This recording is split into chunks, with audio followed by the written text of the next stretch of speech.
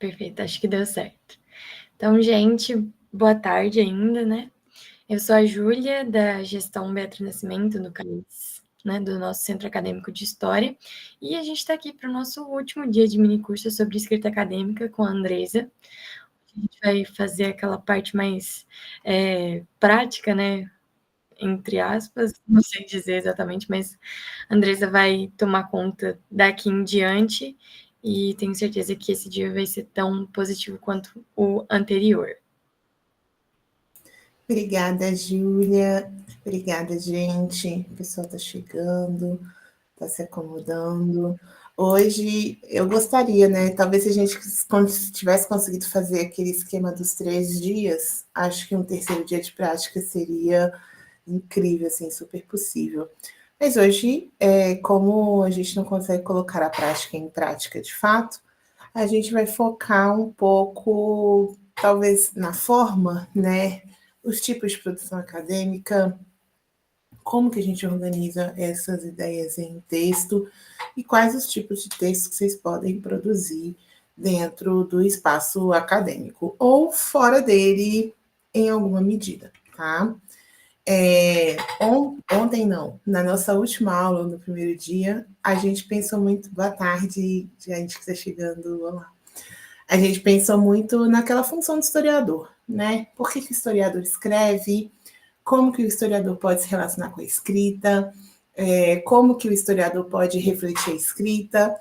Mas, assim, acho que eu sou super defensora desses discursos, dessas ideias, dessas proposições, mas acho que em um curso como esse, uma certa prática se faz necessária também, né? A gente discutir de fato como você organiza um texto, né? Porque eu posso vir aqui e falar sobre escrita e toda a parte filosófica e toda a parte, né, que está aqui no campo do saber, enquanto a dominação de um conhecimento, mas se a gente não vai para o como essa escrita pode ganhar forma, né, talvez a gente fique muito no campo do possível. E eu, principalmente, né, que eu vou jogar um alvo das minhas costas, assumir uma meia-culpa, eu sou o tipo de pessoa que tem muita dificuldade de colocar o texto no papel, né? Não acho que eu tenho uma escrita ruim, assim, acho que eu escrevo bem, já escrevi vários tipos de texto, né?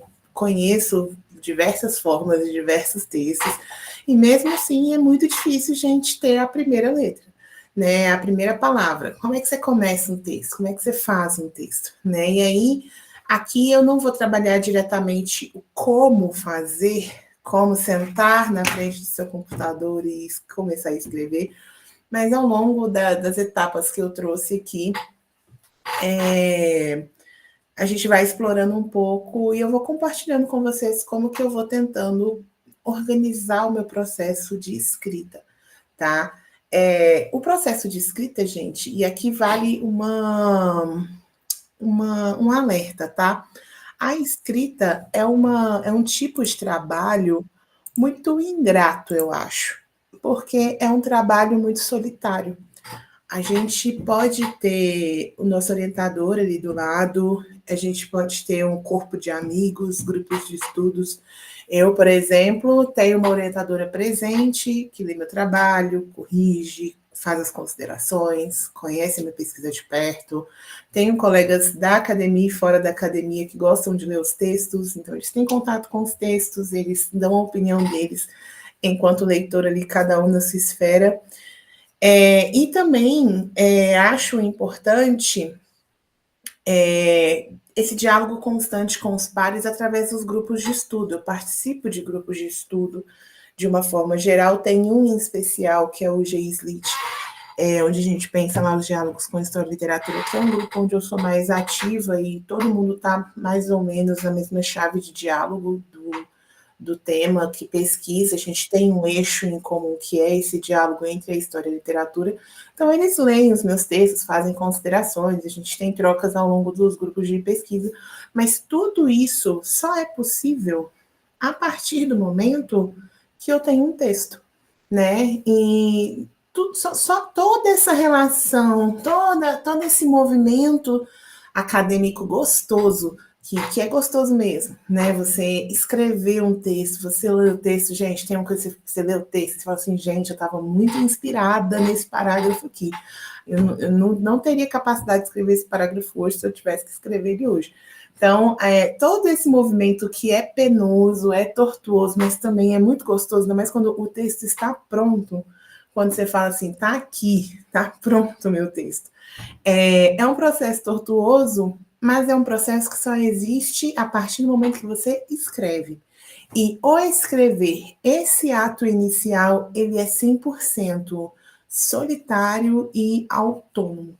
Ele é nosso, né? E é muito importante a gente respeitar a nossa forma de nos expressar.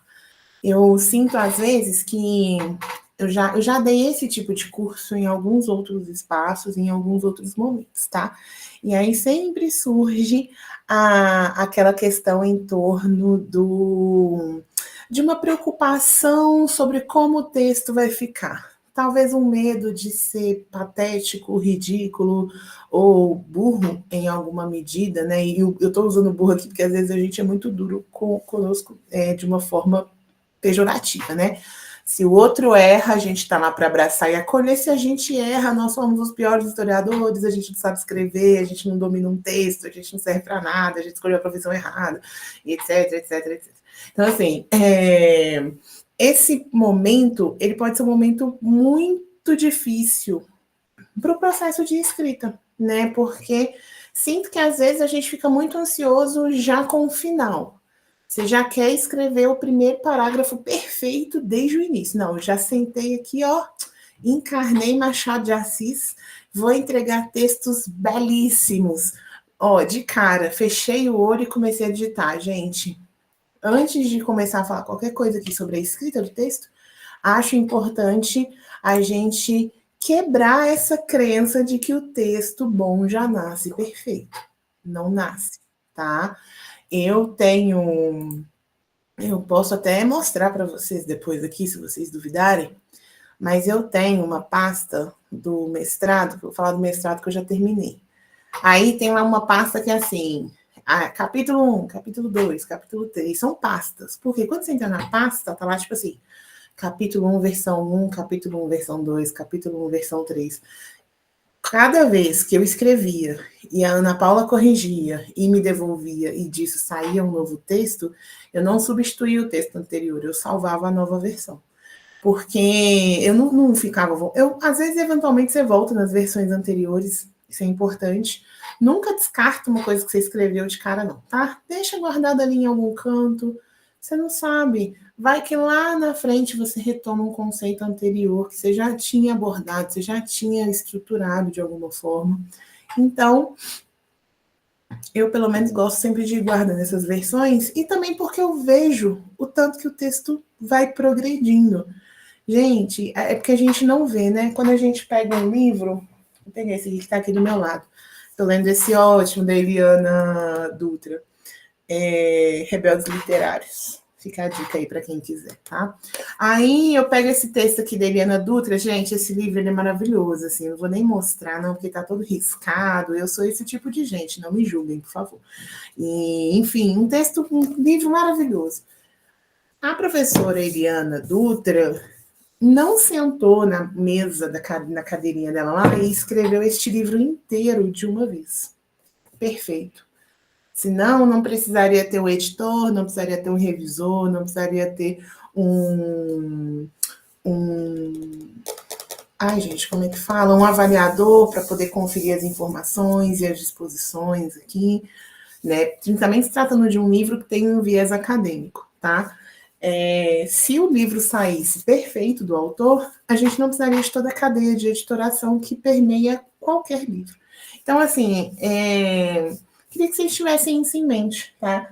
Produzir um livro, escrever um livro, gente, é um processo talvez um pouco cruel com a gente, e eu acho que por isso que quem trabalha com a escrita, seja uma escrita técnica, uma escrita acadêmica ou uma escrita literária, quem trabalha com a escrita está o tempo todo, constantemente lidando com o fruto do seu trabalho.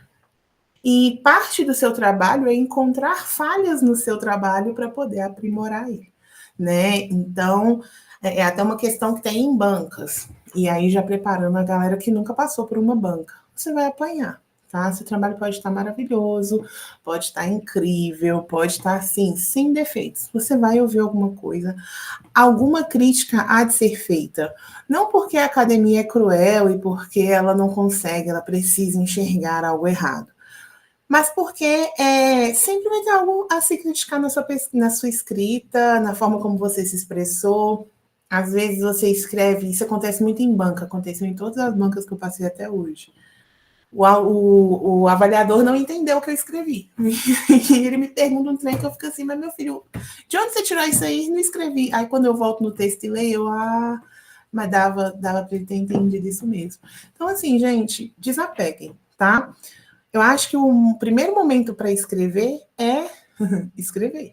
E aí não se preocupem tanto com a estrutura do texto. Pensa que nesse primeiro momento, o texto que você está escrevendo, ele é seu. Só você conhece esse texto. Então não vai ter ninguém para te julgar além de você, não vai ter ninguém para te criticar além de você, não vai ter ninguém para te impedir de escrever além de você, né? Então, tente se calar um pouquinho. Cala a boquinha. Você vai falar assim, cala a boquinha, consciência. Deixa eu jogar aqui. E quando eu falo jogar, gente, é jogar mesmo, tá? Aqui a gente vai falar das formas do texto e vocês podem até tentar criar. Eu tenho alguns esqueletos de texto, assim, nada físico, material, mas na cabeça, né? Na hora que você pensa assim, pô, vou escrever um ensaio. Então, né, você já sabe como que você começa um ensaio, como que você vai desenvolver. Ou então, não, aqui eu vou escrever um artigo. Então, você já sabe o artigo que você tem que colocar, as referências, tá? Inclusive referências, eu ainda vou falar só sobre as referências, mas um ponto importante. Gente, às vezes a gente fica tão preocupado em não ser acusado de plágio, em não ser acusado de, sei lá, qualquer outro tipo de apropriação intelectual ou artística, que cada frase que a gente escreve, a gente está lá colocando uma referência. E isso é importante no final, quando você está lá na revisão do seu texto. Está revisando seu texto, conferindo as referências, vendo se está tudo certinho. Isso é um momento de pós-escrita. A escrita, ela precisa ser fluida, ela precisa ser livre. Uma coisa que eu gosto muito de fazer, às vezes, é só pegar o Word, abrir o Word e aí eu começo a escrever. Escrever do jeito que a gente fala mesmo, sem nenhum tipo de preocupação com rigor acadêmico, nenhum tipo de preocupação com a estrutura do texto, com referência, quem falou o quê, se eu estou copiando, se eu estou roubando. Esse primeiro momento é para você poder organizar suas ideias e passar para o papel o que você tem aqui dentro. E é natural que essa primeira escrita seja confusa, porque a sua cabeça está confusa também. Você ainda está aprendendo a entender. Lembra lá na terça, quando a gente viu aquelas 3 etapas, né? Que é o ver, o olhar e o escrever. Você ainda está nesse momento da compreensão, né? Não tem como você fazer, ainda mais porque a gente, né? E aqui recuperando também a terça, a gente trabalha com conceitos muito abstratos, com formulações de pensamento. E o pensamento, gente, vou contar uma coisa para vocês. O pensamento, ele vai embora. Ainda mais hoje em dia, mundo de rede social, tecnologia, vídeo de 5 segundos do TikTok. Você pensa uma coisa aqui e daqui 5 minutos você vai esquecer essa coisa. Eu recomendo, inclusive, quem quiser, quem tiver oportunidade, compra ou providencia esses caderninhos assim, ó. Esses caderninhos aqui, gente, eles salvam vidas, porque às vezes a inspiração vem, gente, a ideia vem, não é na hora que você senta no computador para escrever, a ideia vem na hora que você está no ônibus, 11h20 da noite, voltando para sua casa, depois de 4, 5 horas de aula, ou 10 horas de aula da Fafiche. Aí você está lá no ônibus, vendo a chuva que finalmente caiu em Belo Horizonte, pensando, nossa, e aquele trabalho lá, né? Puf, a ideia vem. Anota, gente, escreve. Esses caderninhos aqui, eles são muito práticos, porque eles são pequenininhos, você pode colocar numa bolsa, numa mochila, e aí você tem sempre à mão alguma coisa que você pode voltar depois para poder ver esses pensamentos aqui desordenados, mas quando você passa para o texto, eles ficam propriamente organizados, tá? Então, esse primeiro momento, e talvez uma forma de vocês começarem a escrever, propriamente dito, é isso. Escreve o que vier na sua cabeça. E quando a gente começar a pensar aqui nos textos, eu vou dando algumas dicas de como que a gente já pode ir organizando também. Porque, gente, assim, o primeiro artigo escrito assusta.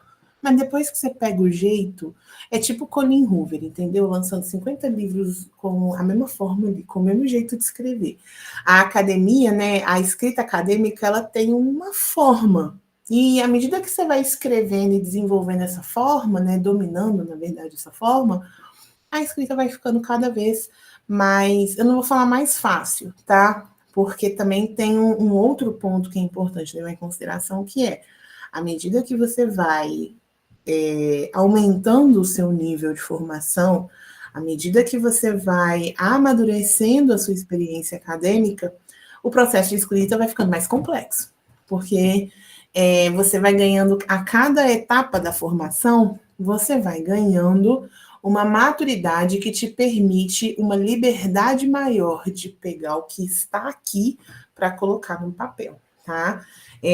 Quando você está na graduação, até no mestrado, assim, uma pós, dependendo do tipo de pós, o mestrado não tanto, mas de uma forma significativa também, você tem todo um corpo acadêmico ali te podando, te limitando, falando o que você pode fazer, até onde você pode ir, que tipo de coisa você pode mobilizar ou não.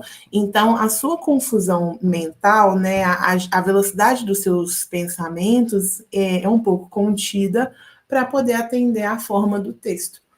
Mas à medida que vocês forem ganhando maturidade, aí faz um doutorado, emenda um pós-doc, ou então se desenvolve em alguma área e vai se tornar um profissional com experiência naquela área, né? Eu, por exemplo, antes mesmo do mestrado, assim, eu trabalhava com patrimônio cultural. Trabalhava em questão de campo, né? Eu ia a campo, investigava os bens, fazia dossiê de tombamento, dossiê de salvaguarda e tal, relatório de salvaguarda e tal, relatório de registro. E os primeiros eram péssimos. Insegura, não sabia direito o que estava fazendo, como que aquilo iria se dar. No final da minha atuação mais ativa no campo, já eram textos que eu dominava assim, gente. Você bate o olho no bem, se nossa, tá, o bem é esse, então vou fazer um texto assim, assim, assim. Rapidinho o texto está pronto. Porque você já domina a escrita, você só tem agora que passar, né, esse processo de passar da sua mente para o texto propriamente dito, tá? Então, introdução feita, vamos aos tipos de produção acadêmica. Aqui, eu dividi em 3 momentos, tá, gente? Primeiro, eu vou falar um pouco das estruturas do texto em si, como que, para que serve cada etapa, agora que eu acabei de ver que eu esqueci de trocar as imagens do slide, porque, gente, é óbvio que eu uso o modelo do Canva, né? Então, vocês vão imaginar aí livros, ainda bem que eu peguei um slide com imagens bem aleatórias, assim, tá? Tipo, quando você compra um porta-retrato, e aí, naquele porta-retrato, tá uma família que você nunca viu na sua vida, e aquele porta-retrato, ele tá na sua sala, porque você comprou, ele é lindo, mas você ainda não teve tempo de imprimir uma foto sua para colocar lá. A gente tá nesse momento aqui, tá bom? Mas, enfim, quando eu dividi em 3 momentos. Então, esse primeiro momento aqui, ilustrado majestosamente por imagens Zen, a gente vai pensar um pouco as etapas da formulação desse conhecimento, e aqui talvez eu não tenha escolhido a melhor expressão para pensar na formulação do conhecimento, mas é porque eu estava pensando numa chave da estrutura do texto em si. Então, essas etapas aqui, acho que talvez para traduzir melhor o que eu quis trazer com esse primeiro momento, é tentar entender as etapas de organização do conhecimento histórico, tá? Um artigo, gente, e assim, isso, para você que está na graduação e tem que ler 10, 15 artigos uma semana só, é muito importante você dominar a forma do texto. Porque aí, quando seu professor pedir para você ler um artigo e você talvez por alguma demanda particular ou por excesso de carga de leitura não tenha dado conta de ler o artigo, de ler o texto que você tinha que ter lido para a aula, mas também você não quer chegar lá completamente alheio a tudo que está acontecendo. Quando você entende o que é cada parte do texto, você consegue aplicar de uma forma efetiva o que a gente chama, né, que é um pouco distorcido hoje em dia, mas é muito útil para o acadêmico, da leitura dinâmica. Gente, a leitura dinâmica, ela é sua amiga, tá? Ainda mais quando a gente está no processo de formação inicial, que é a graduação, que você lida com um monte de disciplina, uma carga de estudos de leitura muito grande, e nem sempre dá para ler todos os textos. Mas você precisa, né, como um bom estudante que você é, você precisa ter um mínimo de conhecimento do que está acontecendo ali. Beleza, Ramon, qualquer coisa, você fala, não sei, né? O que a gente pode fazer para ajudar, mas qualquer coisa, estou aqui. Então, esse primeiro momento seria isso, para ajudar vocês a entenderem um pouco para que serve cada parte do texto. O segundo momento, eu vou falar dos tipos de texto. Então, dependendo do tipo de texto que você for escrever, vai ter um objetivo e um propósito diferente. A gente vai falar um pouquinho, e também uma certa maturidade diferente, tá, gente? Por que, principalmente aqui no Brasil, você não escreve uma tese sem passar por uma dissertação? Por que você não publica um artigo se você não é um aluno formado na maioria das revistas, né? A temporalidades aqui do departamento aceita, hein, gente? Fique de olho. Enfim, a gente vai ver o tipo de texto que pode ser produzido e como que você, enquanto pesquisador e estudante, pode se manifestar ou não nesse texto. E aí o terceiro momento vai ser aquele momento bem objetivo, assim, bem para fechar a tampa do caixão, onde eu vou falar um pouquinho das referências, das fontes e da terrível, inimaginada, a pior de todas, a BNT, tá? Mas vamos lá, vamos por partes. Primeiro aqui, então, as etapas de formulação do conhecimento histórico.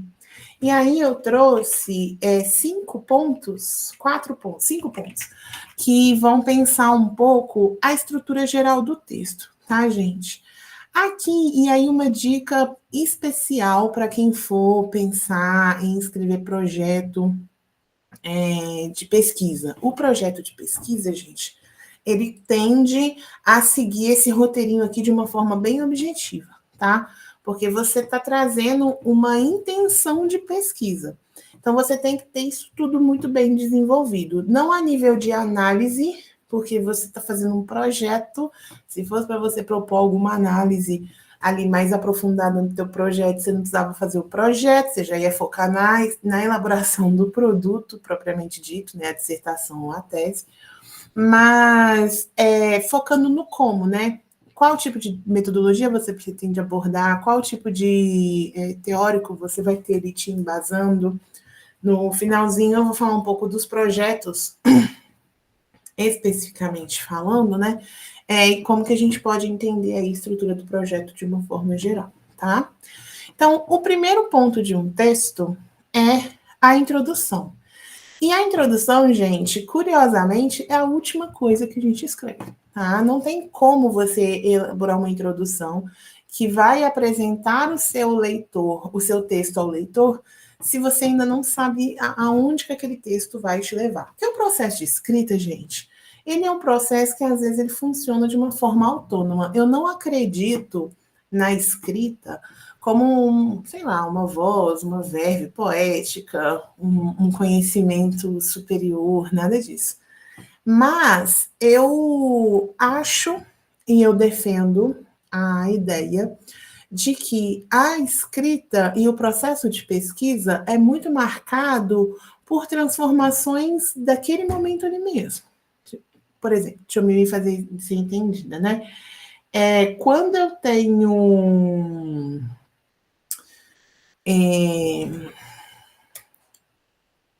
gente, meu Deus do céu.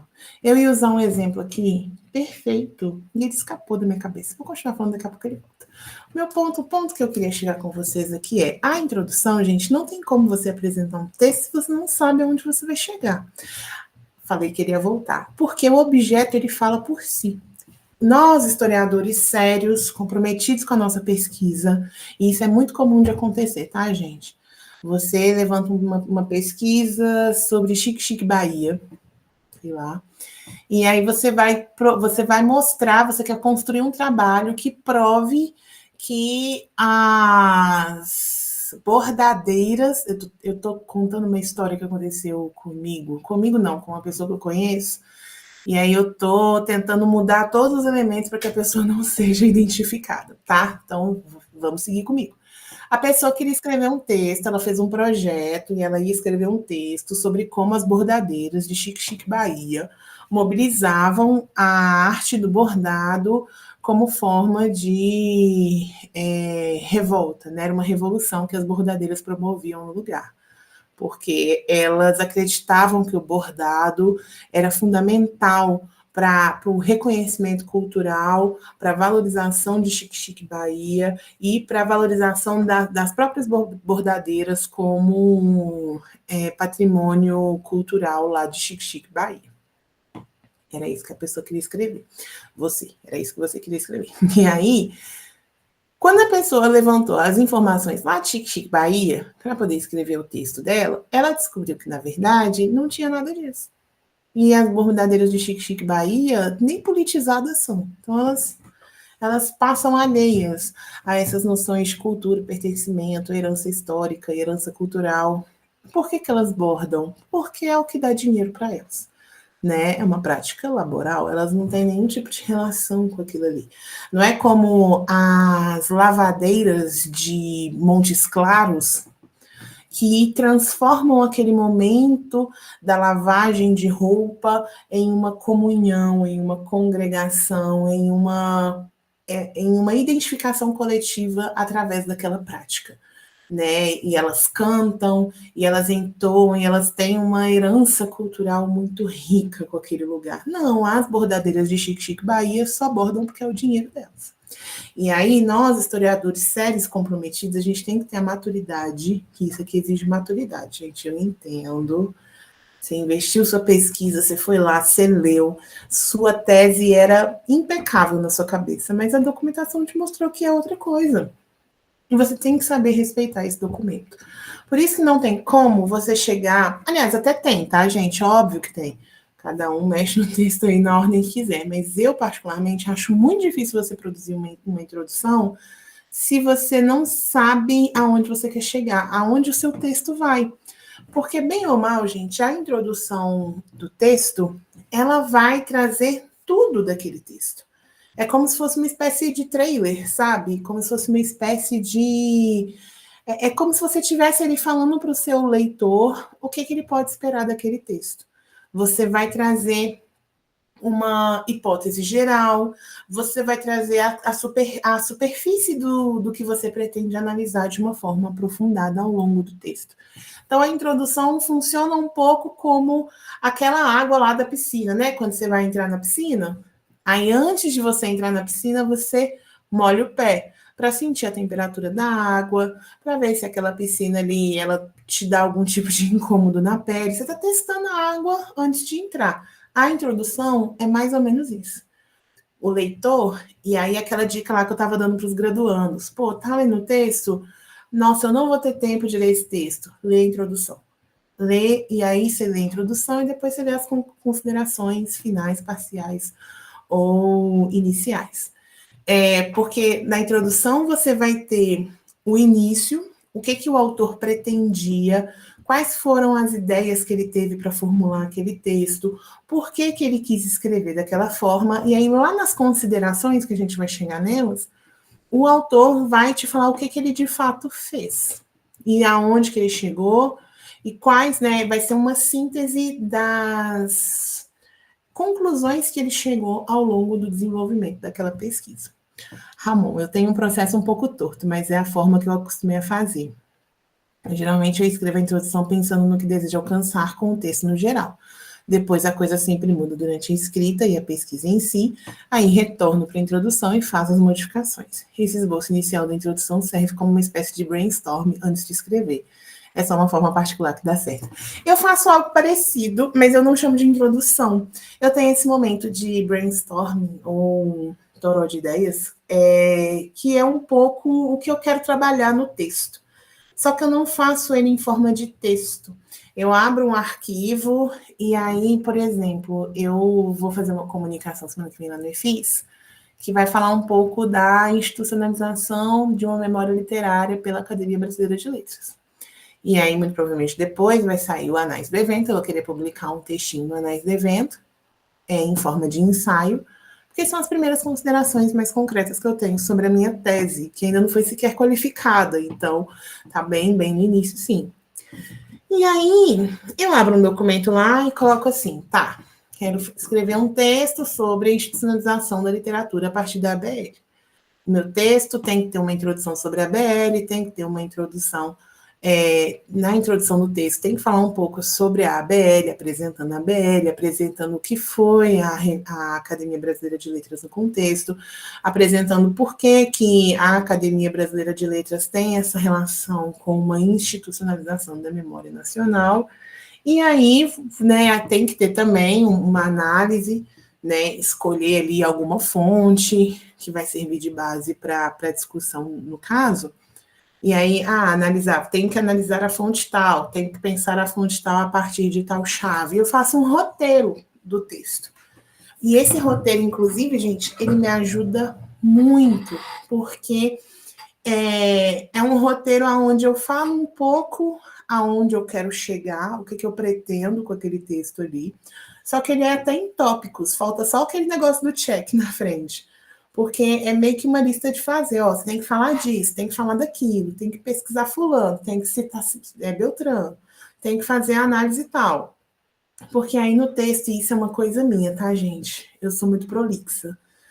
Tô lá escrevendo, falando sobre os poemas portugueses do século XIX, no mestrado. E quando você assusta, são 3 da manhã, você está lendo um livro do Agamben, falando lá uma coisa maravilhosa da teoria da arte, mas que não necessariamente contribui para o meu trabalho, porque meu trabalho não é sobre história da arte. Então, esse roteiro ele me ajuda muito a voltar para o eixo. Quando eu começo a me perder ou me aprofundar demais no texto, eu vou nesse roteiro e opa, já tem um roteiro aqui, ó, eu já tenho uma rota de caminho. E aí, inclusive, no processo de escrita, gente, é muito comum você estar escrevendo um texto e você ser atravessado por outras ideias. Por isso que eu falei do caderno. Você está aqui escrevendo um texto, você pensa em outra coisa, você para, escreve o que você pensou para que você possa trabalhar naquilo mais tarde, ou até mesmo para que aquilo ali que você escreveu retorne para o texto que você está produzindo, mas de outra forma, em um momento mais adequado, de uma forma mais abrangente, né? Com uma abordagem mais efetiva. Mas aí você tem aquele roteiro que não te deixa sair do caminho, né? Percebam que quando eu falo de roteiro aqui que te limita, né, que mostra o que você tem que fazer, é o como, né? Ó, você tem que fazer uma análise da Academia Brasileira de Letras. Agora, qual análise? Não sei, eu não fiz essa análise ainda. Na hora que eu estiver escrevendo o texto, essa análise pode me levar para uma compreensão X ou Y. Então, eu faço assim, eu sempre crio primeiro esse roteiro e a partir do roteiro eu escrevo o texto, e só depois eu venho para formular a introdução, que já tem em grande parte a sua estrutura propriamente dita, também organizada pelo próprio processo lá de organização das ideias, que vão ser ou não mobilizadas dentro do texto. Então, como eu coloquei ali, gente, olha lá, a introdução contextualiza o tema da sua pesquisa, apresentando o problema de investigação e a sua relevância no campo acadêmico. Nela, o pesquisador define os objetivos, formula as hipóteses, delimita o escopo da pesquisa, preparando o leitor para o que será abordado. É importantíssimo, gente, porque não tem nada que frustra mais o pesquisador. Não tem nada que frustra mais o pesquisador que está ali lendo, né? Os meus colegas. Eu falei da galera da graduação que tem uma carga de leitura muito grande, mas geralmente são leituras para as disciplinas que vocês estão formulando, que vocês estão fazendo, né? Os meus colegas da pós-graduação sabem que a gente também tem uma carga de leitura muito grande, só que no nosso caso, são leituras que estão direcionadas para o tema que a gente está abordando. Então, não é que a gente lê muito sobre tudo, que causa um cansaço mental específico, como é a graduação. a gente lê muito sobre um tema só. E, às vezes, dependendo do recorte que você tem aí com o seu objeto, seu recorte é muito específico. Aí você vai lá e puxa um artigo sobre a Academia Brasileira de Letras. Aí tá lá, Academia Brasileira de Letras, institucionalização da memória e, sei lá, literatura brasileira.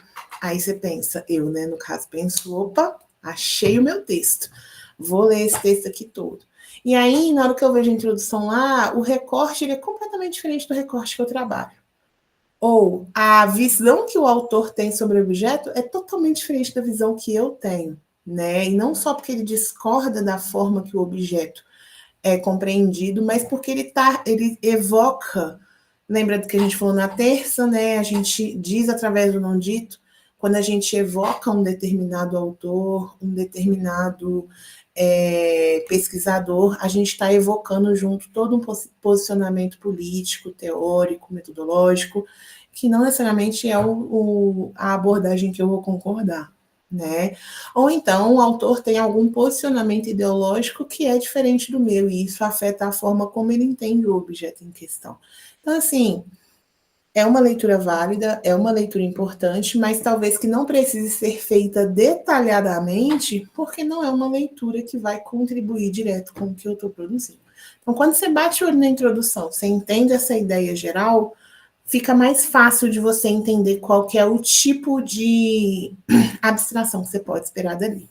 Luana, a lista ainda não passou, se eu não me engano, é a partir das 6 que ela começa a recircular, tá? É mais da metade para o final da aula. E, Ramon, eu não conheço nenhum material específico sobre leitura dinâmica, não, tá? Posso pesquisar sobre. Porque a leitura dinâmica, eu sou 100% autodidata em leitura dinâmica. Foi a academia, a faculdade, quem me ajudou a desenvolver essa habilidade, assim, justamente por causa dessa rotina, né, de ter muitos textos para ler, uma carga de leitura exaustiva, de temas muito diferentes, que ainda tinha isso também, né? Às vezes eu estou aqui focada numa leitura de história econômica e do nada tem também historiografia contemporânea. Aí você vai pegar um fulano lá da Alemanha, lá da Rússia, um negócio completamente diferente. Então, assim, para tentar organizar um pouco melhor as minhas anotações e as ideias, né?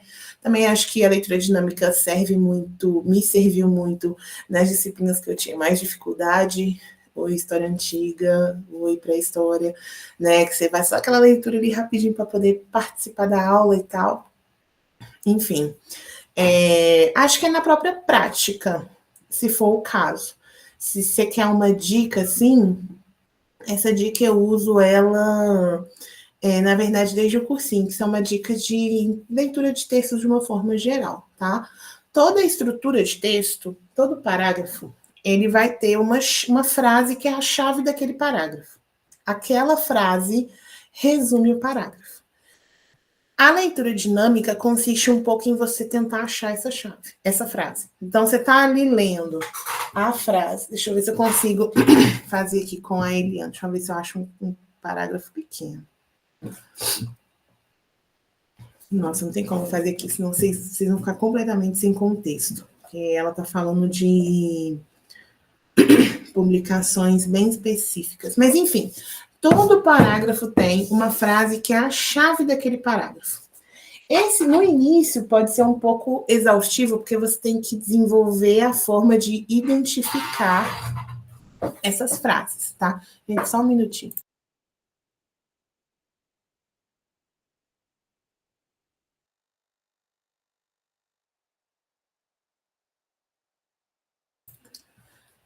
Desculpa, no final uma tosse aqui. Faz uns bons meses que eu abandonei o cigarro, mas infelizmente o cigarro ainda não me abandonou. Então, tem dia que é difícil.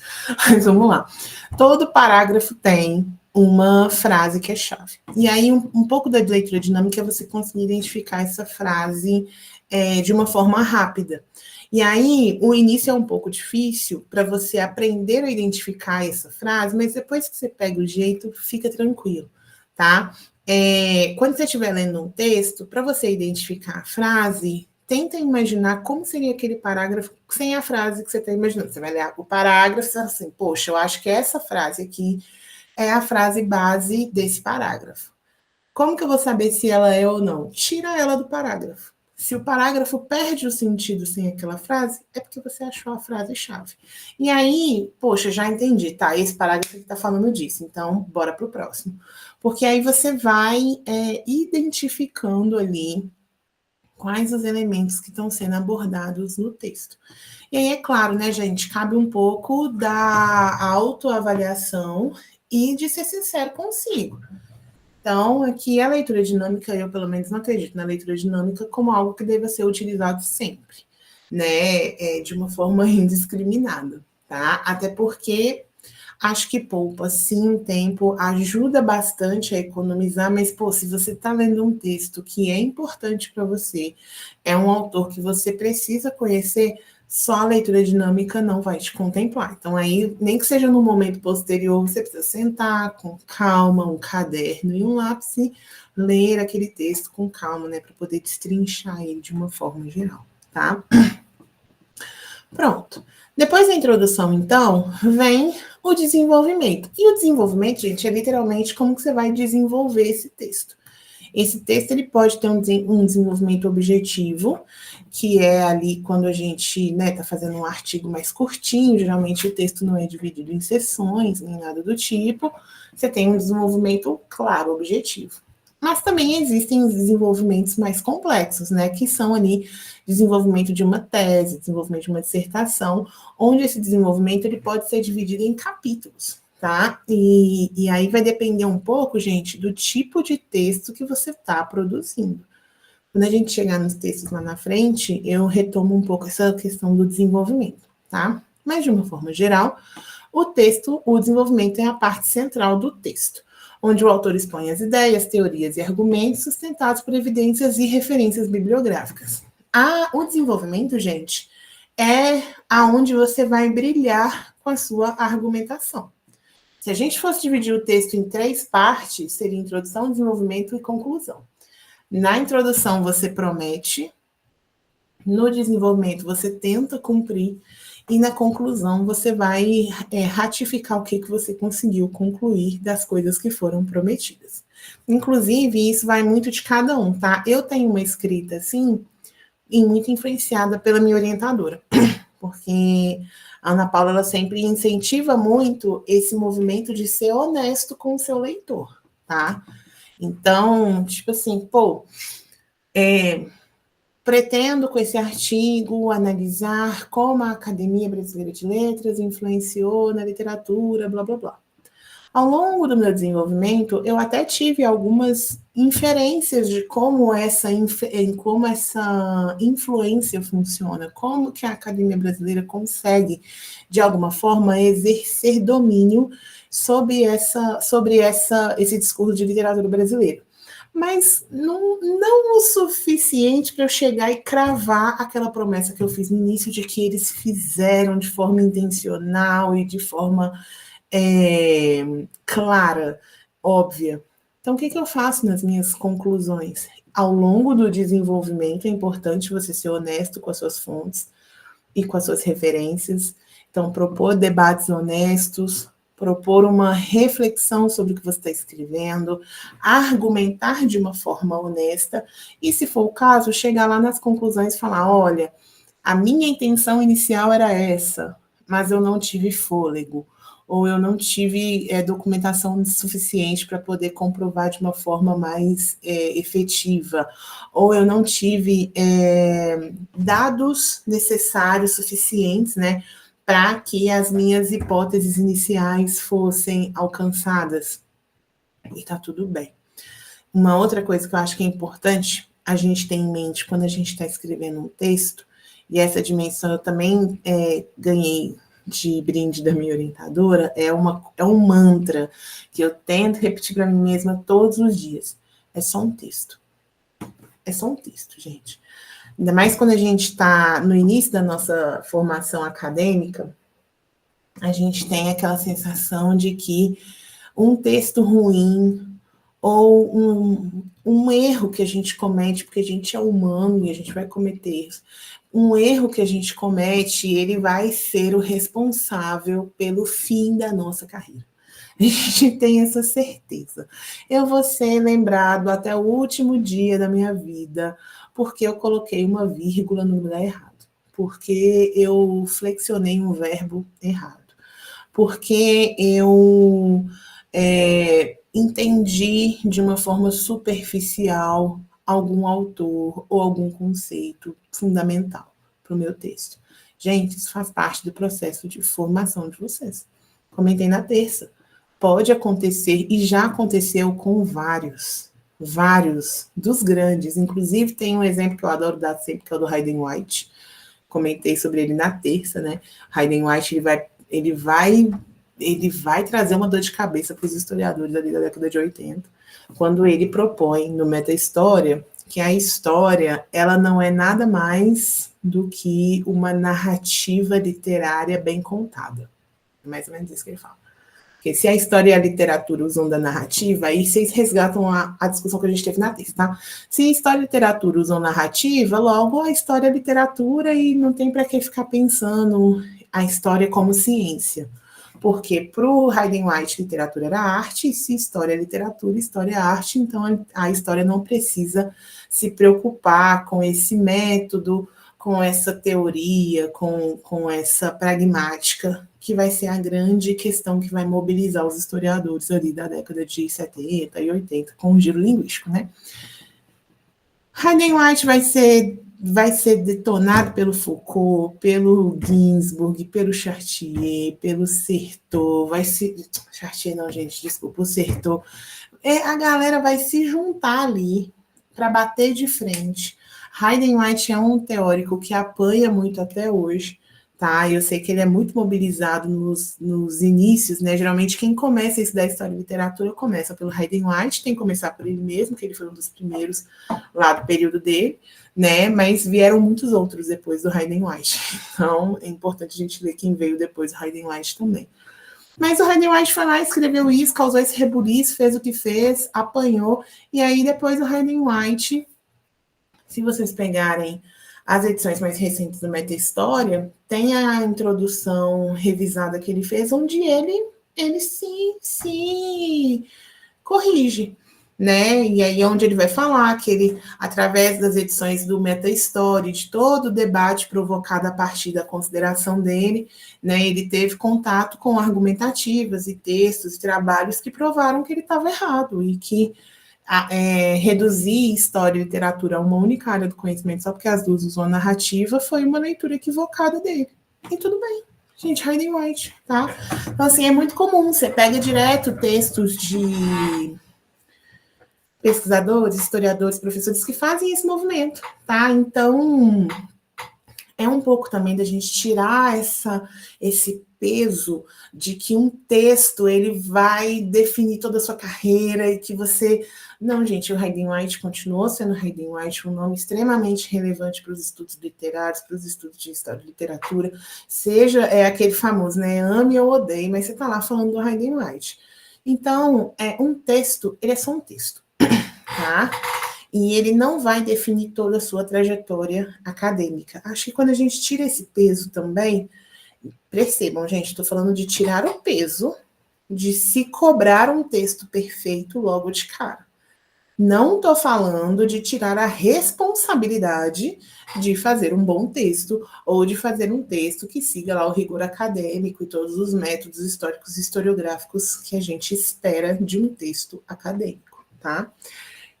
Então, dei aqui essa divagação toda para falar que o desenvolvimento, gente, ele é onde você vai, de fato, analisar o seu objeto. Opa! Peraí. Ai, puxar o cabelo, quase que o fone caiu. É no desenvolvimento onde você vai desenvolver a sua argumentativa.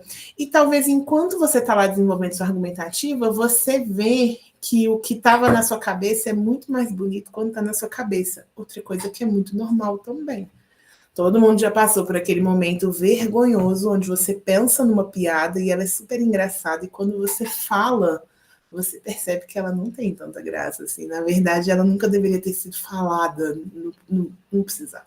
Tá? Então, isso tudo faz parte, gente, isso tudo é processo humano. A escrita é algo totalmente humano.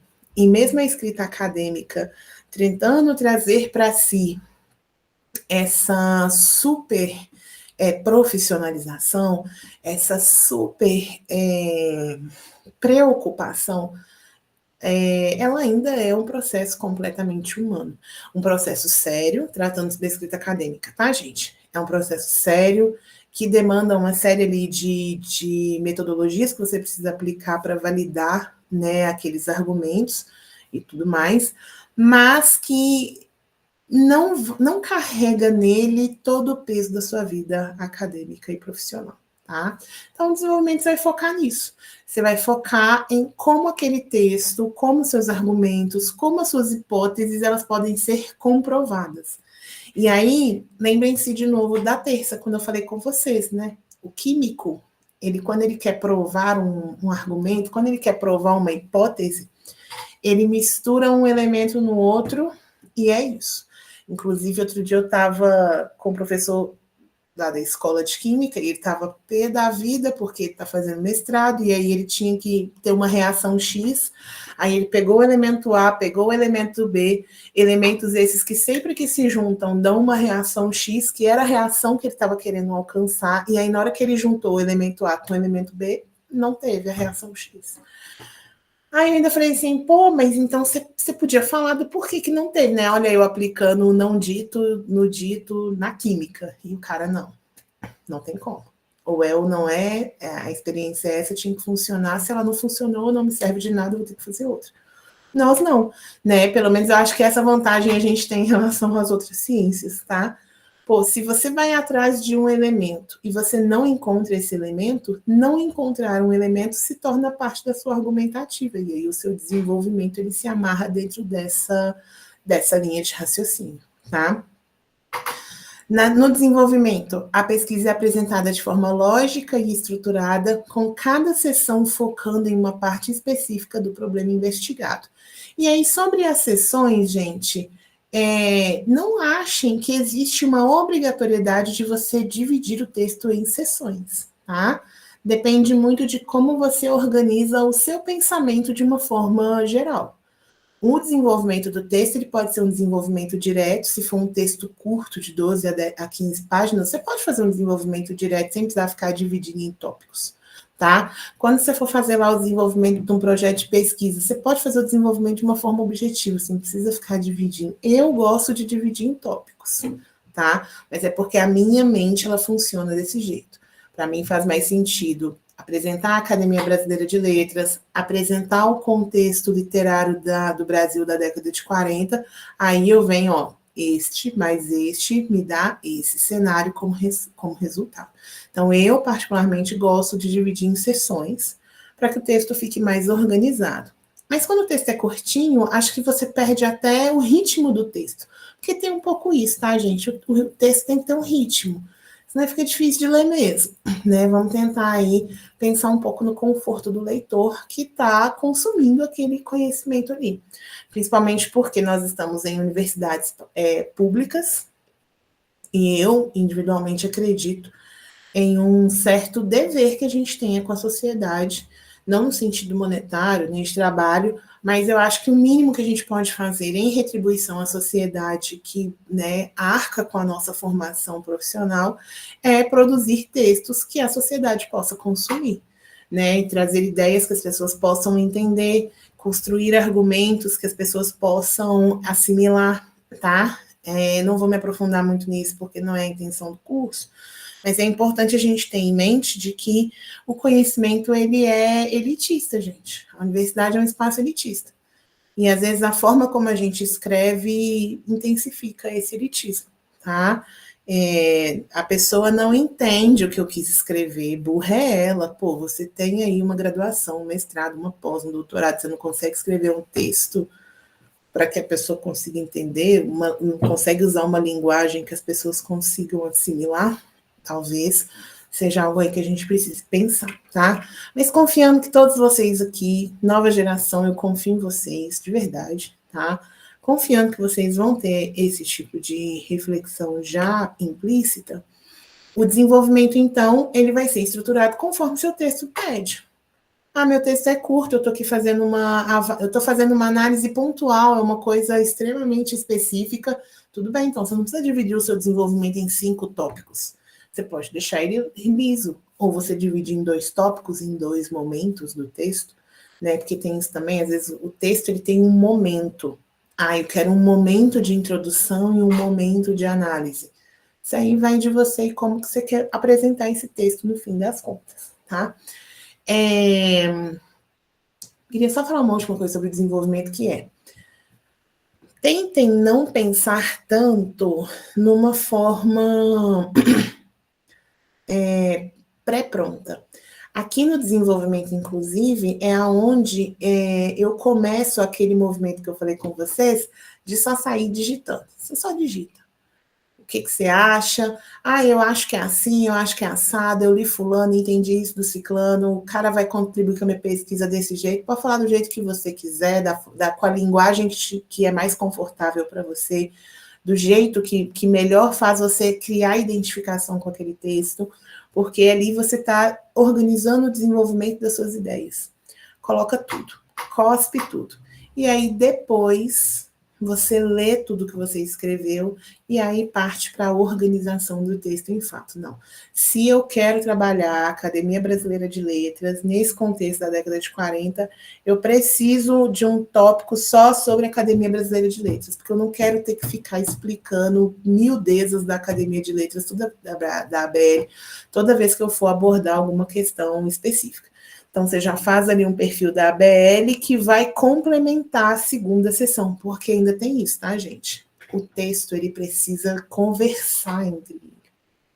E aí, talvez talvez essa seja a maior dificuldade de elaborar um bom desenvolvimento. Tem texto, gente, que parece que é um Frankenstein. E assim, a gente bate o olho e a gente sabe. A gente sabe que você pegou esse parágrafo, eu peguei de um trabalho que eu fiz para a matéria de História do Brasil, este parágrafo eu peguei de uma matéria que eu fiz, de um trabalho que eu fiz para a historiografia brasileira, esse trabalho aqui eu peguei lá das ciências econômicas, e aí o texto, ele até que está abordando um mesmo objeto.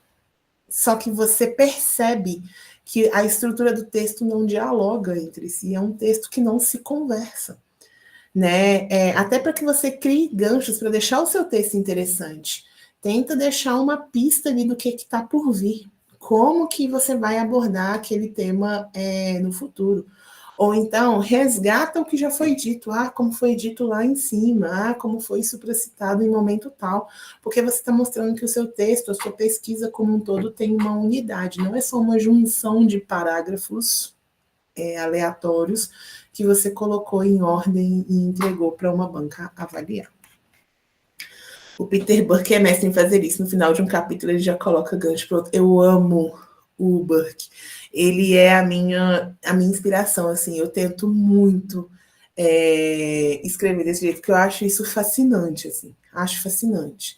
E eu dei a sorte, né? Ana Paula, ela é uma professora que tende a esse tipo de abordagem também.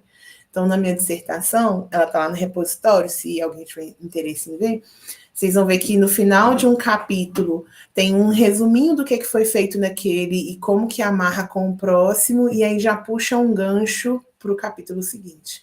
E aí, quando o capítulo seguinte começa, ele traz tudo que tem do capítulo anterior em um parágrafo. Você traz tudo ali para, tipo, ó, a partir disso, pronto. Isso eu acho incrível, assim. Ainda mais a gente, às vezes, que lê... a gente não senta de uma vez e lê o texto, né? A gente vai lendo capítulos picados, então ter esse tipo de abstração, de elucidação, assim, é muito importante, até para te lembrar o que você leu, o que você não leu, e como é que está o andamento aí da sua leitura. Tem duas dimensões dentro do desenvolvimento que tentei fazer isso na minha tese agora e minha orientadora me castrou. A orientação, gente... Qualquer dia a gente vai fazer uma roda de conversa sobre orientação. A gente fez parte de um... Quando eu falo a gente, eu estou evocando aqui o Pedro e a Maju, participamos de uma roda do CAIS aí no início do mês passado, eu acho, onde a gente falava um pouco dos projetos, e, gente, assim, eu acho que a dica mais poderosa que eu posso dar sobre um bom processo de escrita é tenha um orientador que está alinhado com a sua forma de trabalhar, tá? Porque senão você vai ter uns momentos assim. Tudo bem que às vezes você exagera também. Lembro uma vez a Ana Paula me pediu um relatório da minha vida acadêmica, do projeto, do objeto, como que eu cheguei no objeto, o que eu pesquiso, o que eu pesquiso e tal, para anexar no relatório de qualificação. Eu escrevi umas 12 páginas, assim. Aí a Ana chegou para mim e falou assim, Andresa, olha, eu amei saber toda a sua história, tudo que te motivou a história, né? Voltou lá no ensino médio, contou tudo assim, amei, foi lindo, um texto lindo, mas nada a ver, né, querida? Pá, 10 páginas a menos. Não sei se esses momentos existem, tá, gente? Isso acontece, isso é normal. Mas eu acho que tem outras coisas que falam até sobre a nossa personalidade no texto, sabe? Na minha dissertação, o início da minha introdução, ele flerta muito com a literatura, muito, muito. Né? Eu comecei o meu texto narrando como que era o encontro dos literatos ali em Portugal, porque eu trabalhei na dissertação, gente, um poema português que foi censurado, e aí eu vou tentando entender como que o processo de reconhecimento desse poema está associado ao amadurecimento de um conceito de literatura, história e nacionalismo em Portugal. Tanto que o poema ele vai ser reconhecido oficialmente em Portugal depois da Revolução Constitucionalista do Porto. Vai ser uma das primeiras obras que eles vão suspender a censura e trazer um reconhecimento oficial do país sobre. E aí o meu trabalho é esse, né? Tentar entender como que a ação editorial francesa, clandestina francesa, vai colaborar com o reconhecimento desse poema e por que que eles vão buscar esse reconhecimento. E aí, o primeiro capítulo da minha dissertação falava do momento da escrita do texto. Então, a minha abordagem não é do texto propriamente, tanto que o poema aparece pouquíssimas vezes na minha dissertação, porque o meu trabalho era pensar o trabalho editorial. O que os editores intelectuais do período fizeram com o texto para que ele chegasse aonde ele chegou. Só que eu achei importante ter um capítulo falando sobre o momento de escrita. E aí, o texto do Diniz saiu de uma fofoca. Estou aqui dando só um contexto, tá, gente? Isso tudo parece que não, mas a gente volta aqui para a nossa debate teórico e metodologia. O texto foi escrito a partir de uma fofoca. Teve uma fofoca em Elvas, deixou a galera puta da vida, os intelectuais ficaram todos revoltados. Não vou dar muito detalhe, porque aí vocês clicam lá no repositório para ler. E aí, um dos intelectuais que estava lá, que é o Antônio José Cruz e Silva, vai pegar essa fofoca e transformar no poema. É um poema que critica a coroa, critica a Igreja Católica, critica Deus, o mundo e todo mundo em Portugal, lá no final do século XVIII. E aí, no início da minha introdução, eu fiz uma narrativa literária. Eu não comecei falando quem era o Diniz, quem era o poema, nada. A primeira coisa da minha dissertação é uma descrição da cena, né? Mas aí é óbvio, né, gente? É uma dissertação de mestrado na área de história, não é literatura, tá? Eu lembro que quando eu comentei com a Ana que eu queria fazer isso, ela olhou para mim, tipo, né? Ela pode tentar. A tesourinha vai rolar, mas ela pode tentar. E aí, o que eu fiz? Eu transformei o texto num... eu sou péssima com português, tá, gente? Mas eu diria que é um pretérito, é um futuro perfeito, um pretérito imperfeito, não sei, sabe aquele faria, estaria, faltou só o supostamente, mas ele não estava no hype na época, né? Então, assim, você consegue construir o texto de uma forma que você tem aquela estrutura literária, porque eu foquei na interação entre os intelectuais, aonde que eles estavam, isso tudo eu tinha documentação, tá, gente? Eu sabia quem era, onde que eles estavam, isso tudo a gente tem através daquelas atas, né, de reunião. Onde eles estavam, quem estava lá, quem contou o quê, quem falou o quê. Só que em vez de eu fazer uma narrativa monótona e só ir colocando as referências para poder validar o que eu falei, eu construí uma narrativa literária baseada totalmente na documentação que eu tinha, e aí lá no final eu coloquei só a referência do que eu estava citando ali. Então, o que eu falei não foi falso, não foi ficcional, não foi fantasioso, não foi mentiroso, seguiu todos os rigores acadêmicos, tinha a comprovação documental, tinha tudo lá. Só que a forma como eu escrevi, ela deixava mais instigado, né? Porque você começa lendo como se fosse um livro literário, e aí quando você assusta lá para o meio da introdução, você já está totalmente imerso no texto acadêmico, porque aí também não tinha como eu fazer a dissertação inteira assim, né, gente? Foi só o início, só para criar um interesse mesmo do leitor, mas o texto mesmo ele vai se transmutando para uma narrativa acadêmica com referência, com documentação, etc, etc, etc. A orientação, às vezes, aí só para dar o desfecho, né? Quando a Ana viu o final, ela, pô, né, que você conseguiu mesmo? E aí eu lembro que até na banca de defesa, um dos meus avaliadores, o Raul, que foi meu orientador na graduação, né, o Raul Anari, não sei se alguém conhece, aí o Raul falou assim, pô, desde lá de trás você estava querendo fazer isso e você conseguiu. Tá? Então, à medida que a gente vai amadurecendo, a gente vai conseguindo se relacionar melhor, e eu acho que até tendo uma autoestima melhor para bater de frente com o orientador quando a gente achar que convém. Tá, gente? Tem batalhas que não tem para que a gente comprar, não. Tem batalhas que você vai abaixar a cabeça, falar, tudo bem, eu faço desse jeito, e tudo bem, e tá tudo jóia, porque você entende que é o melhor para o seu trabalho, mas tem coisa que você sabe que é importante para você, e você quer que aquilo esteja ali, tá? Tem 2 elementos do desenvolvimento, gente, que são muito importantes, vocês não podem perder de vista de jeito nenhum, é o debate teórico e a metodologia. O debate teórico, apertei a coisa que sem querer. O debate teórico, principalmente, gente, para quem for fazer aí projeto de pós-graduação, é muito importante porque a gente não pode esquecer de todos os queridos e queridas que escreveram sobre o que a gente está escrevendo em momentos anteriores. Gente, nós estamos no dia 10 de outubro de 2024. Basicamente, tudo o que tinha para ser escrito na história já foi escrito. Aliás, não. Todos os momentos da história que possuíam informações relevantes para serem escritas já foram escritos. Então, não tenta inventar a roda, não tenta, sabe? Você não precisa disso. O que você precisa fazer? Você precisa entregar um texto honesto e você precisa entender o seu espaço dentro da academia. Então, você vai fazer o debate teórico, aqui é porque você pode tanto falar teórico-metodológico, tá, gente? Ou teórico, eu deixei separado só para vocês entenderem a diferença. Você precisa fazer esse debate teórico porque você precisa mostrar que você leu todo mundo que falou aquilo ali que você está, né, daquele objeto ali que você está falando.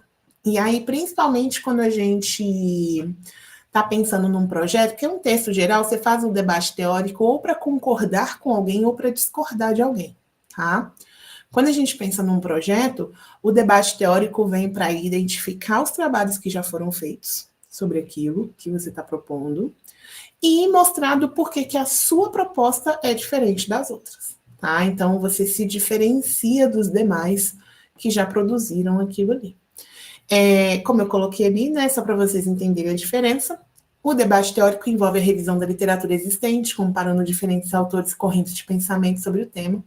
É nessa etapa que o pesquisador fundamenta seu trabalho, mostrando como a sua pesquisa se insere no contexto e dialoga com os estudos já realizados.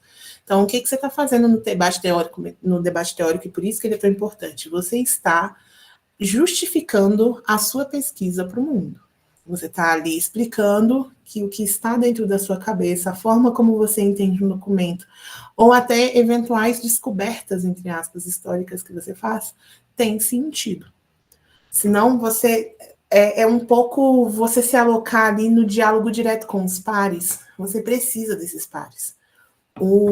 A pessoa que for ler o seu trabalho para avaliar, seja numa banca ou em algum tipo de submissão de periódico, por exemplo, ela não conhece você.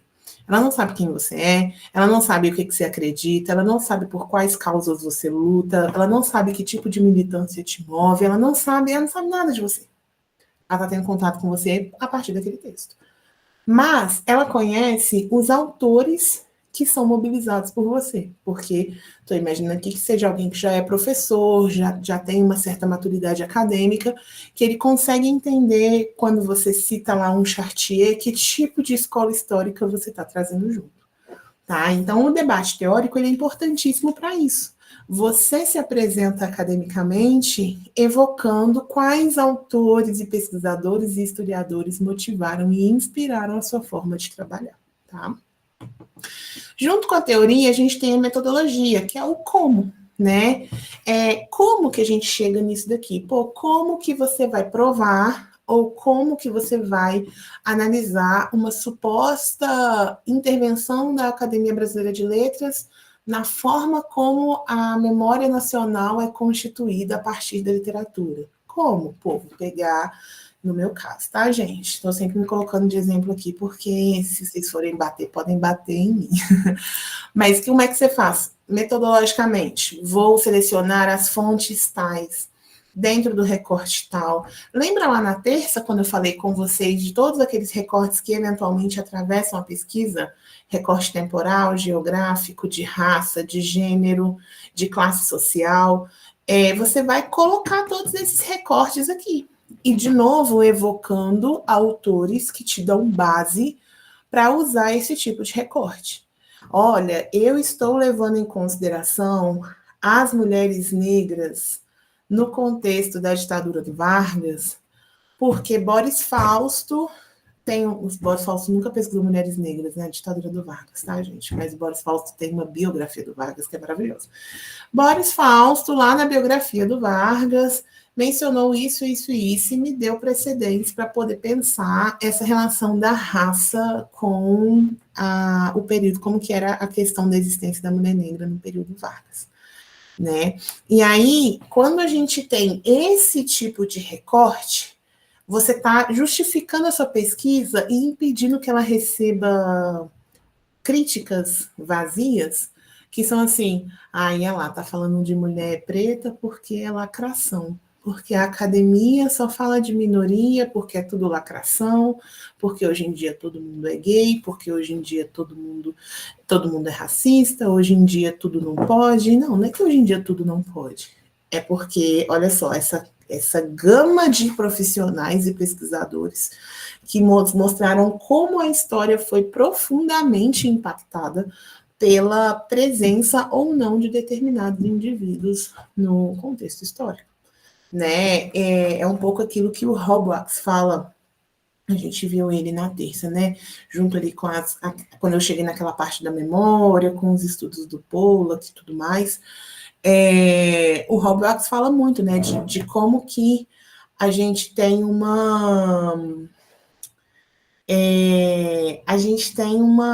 método de fazer história que ele...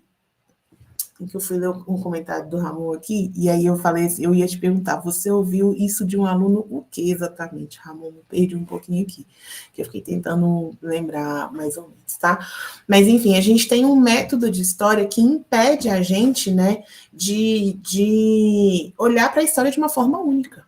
Os discursos subterrâneos, as memórias subterrâneas, elas foram evocadas, né? Essas relações de poder, elas foram escancaradas. Não tem como a gente ignorar isso, né? O Roblux, ele fala como que a memória coletiva ela é influenciada pelo individual, então não tem como a gente ignorar esses recortes. E a metodologia é justamente esse movimento de levar em consideração os recortes. Eu estou olhando este objeto, considerando o espaço onde ele está inserido, a classe social que ele pertence, porque isso tudo vai me ajudar a definir o que ele é, tanto de uma forma individual, quanto quando colocado em retrospecto com a sociedade. Que a história virou lacração, fiquei sem reação em sala de aula por algum tempo. Gente, quem trabalha em sala de aula, mas deseja, prepare-se, tá? Que é um eita atrás de eita todo dia. A escola realmente, alunos do ensino médio realmente têm esses conceitos de lacração muito introjetados, assim, né? Mas um argumento que sempre funciona comigo, principalmente na escola, porque eu dou aula na rede particular e dou aula na rede pública. E na rede pública, quando os meninos vêm com essas questões assim, eu sempre trago para eles a reflexão do que eles vivem. É lacração mesmo? É tudo racismo? Não é racismo mesmo? Você estava lá na festinha com seu amigo, aí chegou a polícia, rolou um enquadro. Todos seus amigos são brancos e só você foi enquadrado. É coincidência? O policial, do nada, assim. Ou então uma coisa que sempre pega, às vezes os meninos não concordam, mas você vê na cara deles que a hipocrisia bate. Pô, tu nunca andou numa rua de noite e atravessou de rua, atravessou, né, o lado da rua, porque tinha uma pessoa negra chegando, porque tinha alguém ali que, sabe? Enfim, né? São questões. Esses recortes são importantes para que a sua metodologia seja bem apresentada, para que a sua banca não te questione. Como é que você está considerando um discurso nacional sobre literatura, sobre pertencimento, sobre nação, se você não está considerando a participação das pessoas negras no período Vargas, se você não está considerando a participação das pessoas brancas? Aí você vai perguntar assim, minha professora, então eu tenho que contemplar todos os recortes? Não. O seu texto tem que deixar claro que você conhece esses recortes. Então, inclusive, você pode falar, olha, o meu recorte aqui é de gênero, porque não convém outros recortes. Afinal de contas, o meu debate teórico-metodológico está embasado em autores e autoras que vão pensar a ação e a relação entre o feminino e o masculino. Porque o meu objeto, a minha fonte, ele não me dá precedentes para pensar raça, para pensar orientação sexual, para pensar nada disso. O meu objeto, a minha fonte, ela me dá precedentes para pensar a minha... como é que fala, gente? Para pensar o recorte de gênero. Tá? Então, a metodologia é importante por isso. Não é dar conta de tudo, mas é saber que esse tudo existe e alocar exatamente o que vocês estão buscando, tá? Aí, então, no final do texto, a gente tem as considerações iniciais, parciais ou finais. Tem diferença, tá, gente? As considerações do texto é o que você tem no final de tudo para reforçar, né? De tudo que você escreveu ali, o que você quer que fique gravado como uma renovação ou como uma contribuição relevante para um determinado estudo histórico. E aí a gente pode ou fazer uso de considerações iniciais, parciais ou final, porque vai depender um pouco de como que está o andamento da sua pesquisa e da sua escrita de uma forma geral, tá? Então, olha lá, as considerações iniciais marcam o começo da pesquisa, apresentando as expectativas e a relevância do estudo. Geralmente, gente, eu uso considerações iniciais quando eu estou nas primeiras formulações de uma determinada reflexão, né? Em ensaio, eu uso muito considerações iniciais, porque ele está fazendo algumas considerações bem pontuais, é o início do seu pensamento, é o início de onde você quer chegar, sabe? E você já tem algumas hipóteses, mas você ainda não tem uma carga acadêmica suficiente para poder comprovar essas hipóteses. Então, são considerações iniciais. O seu leitor, ele, em tese, quando ele olha lá considerações iniciais, ele entende que você está num processo inicial com a sua pesquisa. Então, essas considerações, elas são fruto de um trabalho que existe há pouco tempo, ou de reflexões que estão sendo feitas há pouco tempo, tá? As considerações parciais já são ali quando você tem mais certeza do que você está trazendo, né? Você já tem uma... Geralmente, esses artigos, eles evocam trabalhos anteriores, pesquisas anteriores, né? Para dar esse tom de continuidade. E aí, as considerações parciais, elas são como as iniciais. Você ainda não está totalmente certo de uma consideração definitiva sobre aquilo, mas você já tem ali precedentes suficientes para conseguir propor um diálogo mais interessante com os seus pares, tá? E, por fim, as considerações finais são a síntese dos resultados. Então, geralmente, eu, pelo menos, só uso consideração final ou quando eu estou escrevendo algum texto mais objetivo, uma coisa mais pontual, ou quando eu estou ali no processo de uma dissertação ou de uma tese, porque você já passou por todo um processo de formação e de conhecimento daquele objeto, e aí, enfim, você tem condições de elaborar considerações finais a respeito dessa reflexão que você tem, que você está querendo propor. Lembrando que essas considerações finais não esgotam o tema, tá, gente? Eu, pelo menos, não acredito em temas sendo esgotados na academia. Eu acho que a gente sempre tem a capacidade de falar sobre tudo de uma forma muito inédita, inclusive repensar coisas que nós já pensamos em momentos anteriores. Agora vamos lá, né? Opa. Tipos de produção. Esse tipo de produção, gente, eu coloquei ali quase que numa ordem evolutiva mesmo, tá? Eu tentei pensar os queridos que estão no início do processo de formação superior, até os velhos de casa que já está quase pegando a malinha e indo embora, né? Quase concluindo o seu processo de formação. E aí, vou falar um pouco isoladamente sobre eles, mas acredito que ali dos ensaios até as monografias seja onde a graduação tem uma produção maior, tá, gente?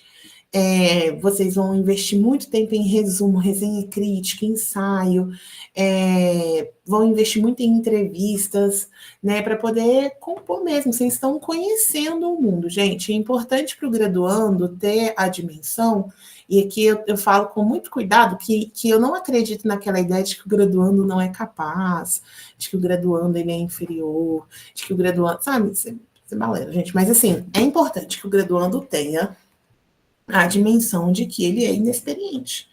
E uma forma de vocês desenvolverem essa experiência é justamente com a formulação desses tipos de texto aqui, porque, inclusive, tem muita revista que aceita resenha, resumo, resenha crítica, ensaio, e aí vocês têm a possibilidade de usar esses espaços para publicar os textos, serem avaliados, ouvirem críticas, aperfeiçoarem a escrita de vocês, e aí, quando vocês chegarem lá na monografia, vocês já vão ter uma proximidade com a produção acadêmica que vai permitir com que você consiga exercer, aí sim, uma maturidade acadêmica na formulação de um trabalho mais robusto, né, que é a monografia. Então, o primeiro deles. E aí, né, gente, só para não parecer que eu esqueci os outros, a monografia e o artigo científico, geralmente você produz mais ali quando você está nesse período de formação inicial da pós, que é o mestrado, até vir a dissertação e futuramente você se dedica à formação de uma tese, tá? Ensaio. Texto que explora uma ideia ou tema de forma livre e reflexiva, sem necessariamente seguir uma estrutura rígida de pesquisa. Busca mais a argumentação e a exposição de um ponto de vista do que a apresentação de dados ou resultados experimentais. Gente, o ensaio é, para mim, a melhor forma de você exercer aquele movimento de transpor para o papel o que está na sua cabeça. Porque o ensaio ele não tem comprometimento com a academia. Ele é configurado como um tipo de texto acadêmico, porque você vai estar mobilizando conceitos, você vai estar mobilizando autores, você vai estar mobilizando ideias e objetos, mas sem aquela responsabilidade de estar cravando algum tipo de verdade absoluta através do seu texto. Você está compartilhando reflexões. O ensaio, de uma forma bem objetiva, é mais ou menos quando você liga a câmera e aí você faz uma reflexão e aí você posta lá no TikTok.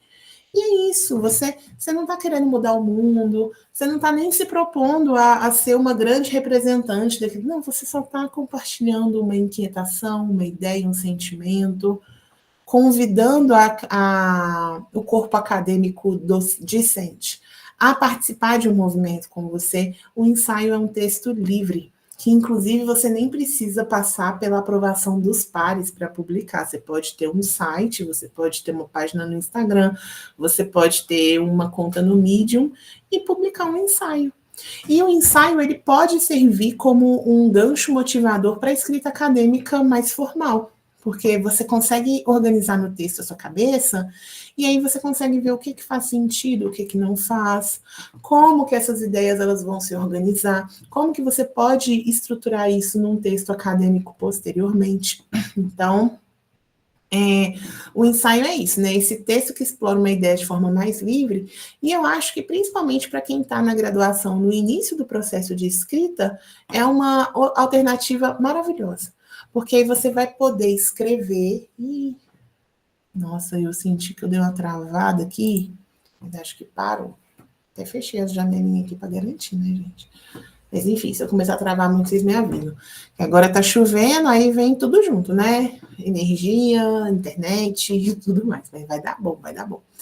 Enfim, para quem está no início aí do processo de escrita, gente, escrever ensaio é muito bom. E aí, se você tiver um professor que você confia na seriedade da pessoa, né, na cordialidade da pessoa em ler um texto seu, um ensaio seu, compartilhe esse texto com o professor. Fala aí, professor, olha só, o que você achou? Como é que você acha que eu estruturei? Você acha que eu estruturei uma ideia legal? Você acha que faz sentido isso aqui que eu pensei? Ah, não faz sentido? Tudo bem, tá tudo certo. Ana Clara levantou a mão, mas abaixou rapidinho. Não sei se ela queria falar ou se foi sem querer. Acho que foi sem querer. Se não for, pode falar, tá? Mas para quem está no início do processo de formação, invistam em ensaios, gente, para que vocês tenham essa prática de estruturar o pensamento de vocês em um texto propriamente dito, né? Em um texto, tudo bem, Ana, sem problema. Em um texto propriamente dito, né? E até para você ver esse texto ganhar corpo, tá, gente? Que uma coisa é o que a gente pensa, outra coisa é como esse texto ganha corpo no fim das contas, tá? E aí, para quem tem algum tipo de receio ou algum tipo de ansiedade, né, diante de uma recusa do texto, porque eu nunca escrevi um artigo, eu nunca escrevi um texto acadêmico. Então, começa pelo ensaio, vai testando essa forma de se expor. Claro, gente, buscando uma escrita mais formalizada, uma escrita acadêmica, mas sem aquele peso de tipo, nossa, eu estou aqui produzindo um artigo, eu estou aqui produzindo uma dissertação. Não, você está escrevendo um ensaio. E se existe um texto onde há espaço para o erro, para o equívoco e para a reformulação, são os ensaios. Temos também os resumos. E aí, aqui, especificamente sobre os resumos e as resenhas críticas, não, eu adoro ler ensaio também, Ramon, adoro ler ensaio, adoro escrever ensaio, é muito bom, é muito bom. Eu não publico muito ensaio, não, eles ficam aqui, os meus ensaios ficam aqui comigo, mas é muito bom. E quando você está com um problema, bloqueio de escrita, e aí você desapega de tudo e vai escrever um ensaio, nossa, assim, você consegue destravar muita coisa, sabe? É bem legal mesmo. Para quem está iniciando aí a vida de publicação e ainda está na graduação, né? Muitas revistas não aceitam artigo de graduando, então acaba que o graduando tem opções muito restritas de produção e de publicação, a depender aí dos periódicos que ele tem alcance, tá? Geralmente, as publicações onde eles são mais bem-sucedidos são os resumos e as resenhas críticas. O resumo é uma apresentação sintética de um texto mais extenso. Você vai destacar os objetivos, os métodos, resultados, conclusões. O resumo, gente, ele é uma coisa pontual, tá? Não vai criticar resumo, não. Você vai literalmente resumir aquele texto. Você lê o livro aqui, Rebeldes Literários da República, da Eliana de Freitas Dutra, e você vai fazer um resumo, trazendo as principais ideias, as principais abordagens, trazendo o que ela fez aqui, como que ela fez e aonde que ela chegou. É isso. É uma coisa bem objetiva, tá? Ana Clara, também gosto bastante de ler os ensaios, né? Principalmente por conta da fluidez. Gente, quem não tem costume de ler ensaio, não, sério. Assim, eu me sinto inspirada. É uma fluidez, um domínio da técnica que eu me sinto inspirada. E é uma coisa tão legal que, assim, quando você está ali lendo o ensaio, pelo menos eu, tá? Eu não fico muito preocupada com quem está escrevendo aquele ensaio, né? A nível intelectual, assim. Né? Eu não fico preocupada se a pessoa é um graduando, um pós-graduando, se ele abandonou a faculdade, se ele está com o concurso trancado, porque o ensaio, eu acho que ele é tão honesto que você está atrás da ideia. Você quer entender aquela ideia. Você quer saber aonde aquela pessoa chegou com aquela reflexão, sabe? Então é um exercício bem legal, assim, é bem gostoso. E se no fim das contas você lê o texto e você não gostasse, tudo bem, era só um ensaio, sabe? Ele é muito despretensioso, gente, é muito gostoso. Os resumos, então, gente, objetivo, por favor, tá? Aonde que vocês vão expressar a opinião de vocês? Na resenha crítica. As resenhas críticas, elas funcionam mais ou menos como um resumo. Só que a resenha crítica, ela é uma resenha com uma análise. Então, você não só vai falar o que a Eliana Dutra fez no Rebeldes Literários, mas você vai falar se você achou a metodologia dela boa ou não para o tipo de proposta que ela trouxe. Você também vai criticar, positiva ou negativamente, os autores que ela mobiliza ali para poder fundamentarem a argumentativa dela.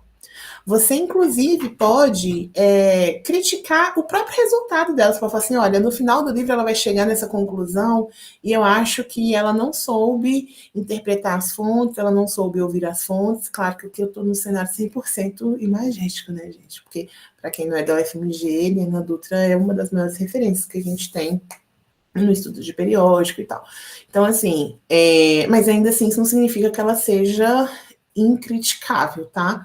Só acho muito difícil alguém falar que ela se equivocou na leitura de alguma fonte. Mas, enfim, você pode falar, olha, acho que esse autor se equivocou com a fonte, acho que a metodologia não fez jus à fonte abordada, acho que o objeto em questão não foi respeitado, não foi contemplado como poderia ter sido. Então, a resenha crítica, ela é literalmente você fazer uma crítica sobre aquele trabalho. E aí, tenha em mente, crítica positiva ou negativa, tá? Nem toda crítica é só negativa. Olha lá, a resenha deve trazer um balanço crítico, apontando tanto os pontos fortes quanto as limitações da obra, sempre com fundamentação teórica, que também você não pode só falar assim, eu discordo de Eliana Dutra porque sim, porque ela não me convenceu. Não, querido, por que você não concorda? Qual outro autor que trabalha numa perspectiva diferente ou oposta à dela, que te permite falar que a forma como ela abordou o objeto, a forma como ela está tratando essa fonte é equivocada, ou como que você pode afirmar que o resultado que ela trouxe não é um resultado satisfatório? Né? Você não pode simplesmente dizer que você não concorda porque você não concorda e fim de papo, tá? Resenha crítica com correções é bacana, mas para quem trabalha com história local de cidade pequena do interior, o autor criticado ainda vive, possivelmente seu vizinho. Aí são as exceções à regra, né, Ramon? Falar para você que criticar gente viva, trabalhar com gente viva, ó, se você está aí me vendo agora e pretende trabalhar com gente viva, eu não vou pedir para você reconsiderar que a pesquisa é sua, você que sabe, mas assim, se prepare, tá? Porque aconteceu de verdade. Eu sinto muito, Ramon. Nossa, eu sinto muito. Eu espero que você tenha planos de se mudar dessa cidade em algum momento, que talvez você precise, de uma forma geral, tá? Pega a resenha crítica, gente. Critica autores grandes ou gente que já faleceu, se você quiser poupar o desgaste, tá? Se você não quiser, se você achar da hora, você vai lá, bate no cara, critica e começa a tacar pedra na casa dele, da sua janela. Mas se você quer poupar esse tipo de esforço, você pode focar em autores de um alcance maior, porque vai ser um autor que muito dificilmente vai ler sua resenha, tá? Ou você foca em gente que já faleceu. Ou também, uma coisa que é muito comum de ser feita das resenhas críticas, que eu acho que é o momento em que se espera que isso aconteça, quando tem lançamento de livro. Né? Então, geralmente, quando tem o lançamento de um livro, você já vai lá e faz essa resenha crítica, porque funciona como uma espécie de marketing de divulgação daquele livro.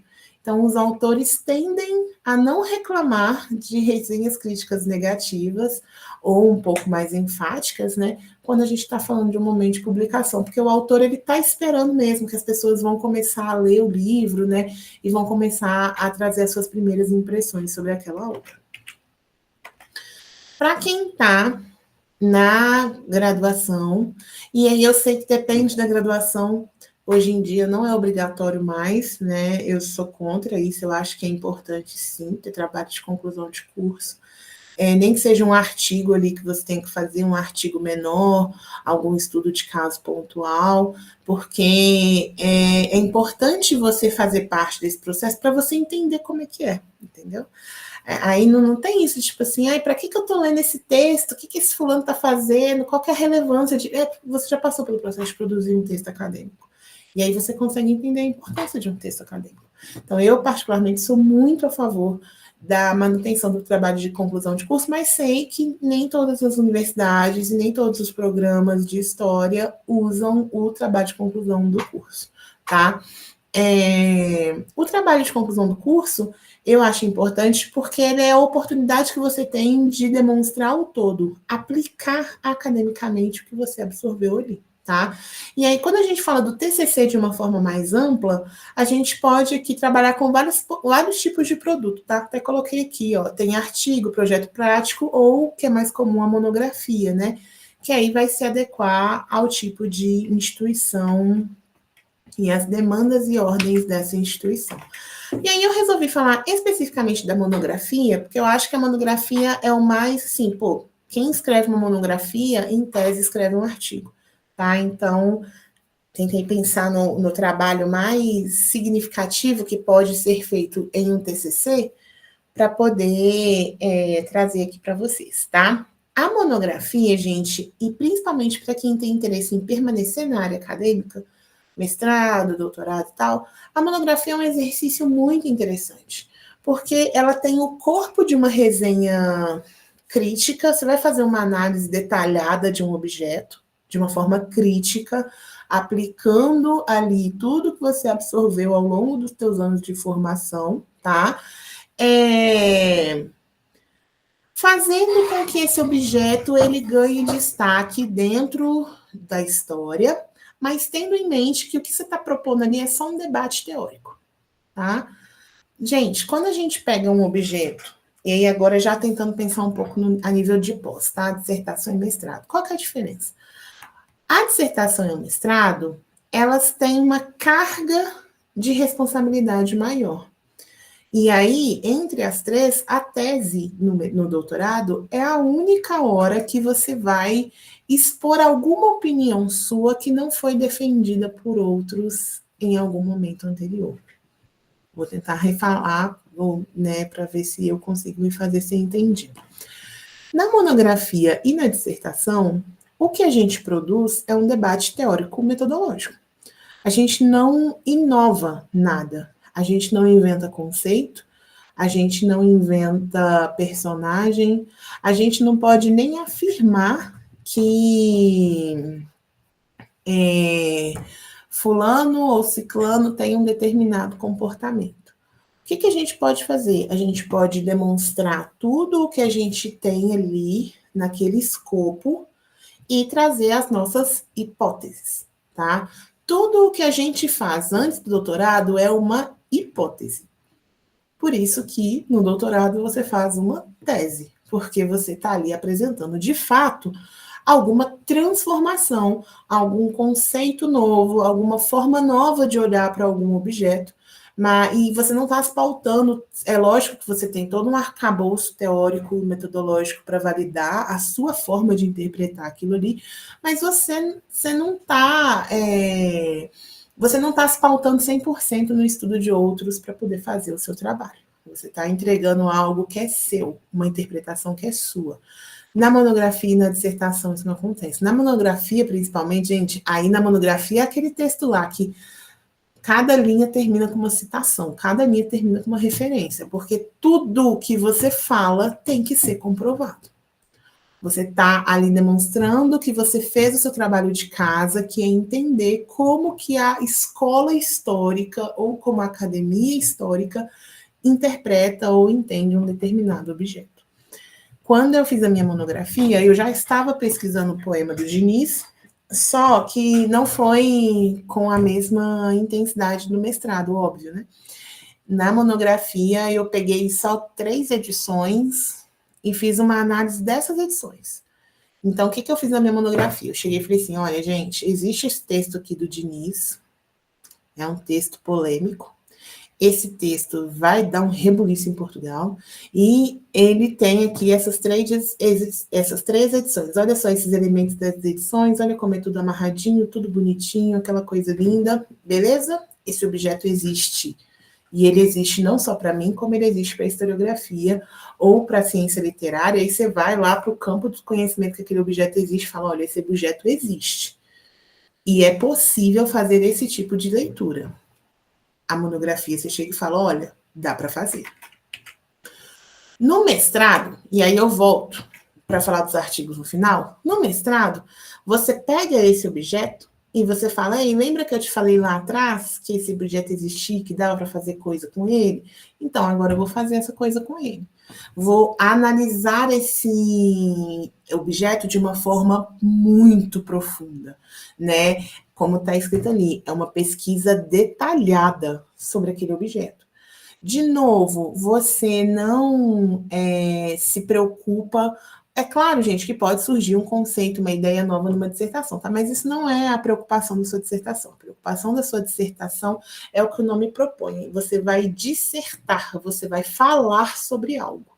E você vai mostrar como aquele algo aconteceu. Ah, mas e aí, como então que não configura plágio? Pô, ou então como que, né, não configura um tipo de conhecimento irrelevante? Pô, no meu caso lá com o Diniz, a única coisa que eu fiz foi relatar como que aconteceu. Foi só isso.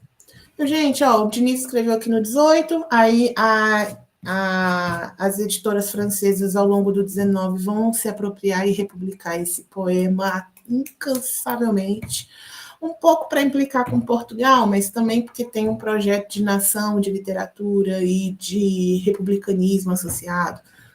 E aí, como que o poema entra nesse meio, né? E aí, no fim, você fala, olha só, tá vendo? Eu pude provar que, enquanto Portugal tinha um pensamento monárquico, absolutista e déspota, o poema não tinha espaço na literatura nacional. A partir do momento que Portugal passa pela Revolução Constitucionalista do Porto, movimentada por todo esse trabalho editorial aqui, ó, da França em promover o poema, a gente tem o reconhecimento do poema. Então é isso, você está ali dissertando, você está contando uma perspectiva, uma história, uma análise, uma interpretação que é sua sobre um fato que já existe, com documentos que já existem, com interpretações que já foram postas. E aí, por fim, temos a tese, que é o documento exigido em cursos de graduação ou especialização voltados para o doutorado, né? Porque pode ser tanto o doutorado profissional quanto o doutorado acadêmico, propriamente dito, tá?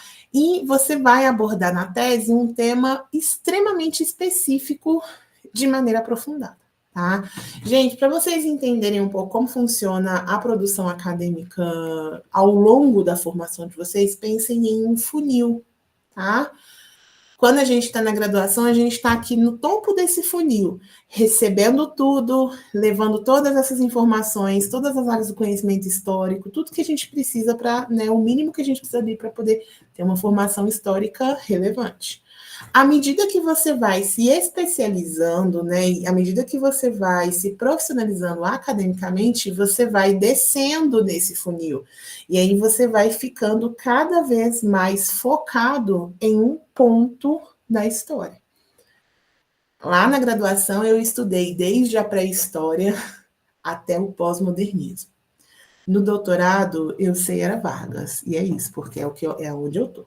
É o recorte que eu tenho com as... É claro, né, gente, eu sou professora de sala de aula, então não é que eu esqueci esse conteúdo, mas, assim, a minha rotina acadêmica, ela me permite ver, pensar e correr atrás de temas do período do Vargas, Estado Novo, para entender a BL, entender quem foi o Levi Carneiro, entender quem foi a Revista Brasileira, entender aquele contexto ali, você mergulha de contudo em um recorte super específico. E aí, gente, como a gente está completamente submerso em um recorte específico, a gente consegue aquela maturidade lá de formular uma tese, né? No momento, eu tenho uma hipótese. qual é a minha hipótese? Que a Academia Brasileira de Letras tinha um discurso de nação a partir do tipo de literatura que ela consagrava ou não como literatura brasileira. A minha tese, que eu espero em nome de Jesus, vai ser comprovada como? Através das relações intelectuais dos membros da ABL com as editoras e com a própria formulação do conhecimento literário no Brasil. Vai ser comprovado com a forma como a revista foi conduzida, quais ideias estão sendo mobilizadas ali, como que estar no Estado Novo do Vargas contribui para o tipo de atuação que a ABL vai trazer. E aí, no fim disso tudo, eu posso falar, gente, de fato, a ABL, a Academia Brasileira de Letras, tem uma intenção X ou Y com a formulação desse tipo de material literário ou didático em torno da literatura, tá? Baseia-se em uma pesquisa bibliográfica ou empírica em vista de demonstrar a capacidade do pesquisador em desenvolver uma análise crítica e estruturada sobre o assunto. Aí, só para a gente poder já caminhar para o encerramento, que eu estou de olho na hora aqui, a gente tem os artigos científicos. E, gente, eu costumo falar que o artigo científico ele tem que vir pelo menos depois de uma monografia, porque geralmente, gente, o artigo é aquela reflexão ou aquela análise que não coube no seu trabalho inicial. Tá? Então, o artigo é como se ele fosse uma extensão da sua pesquisa.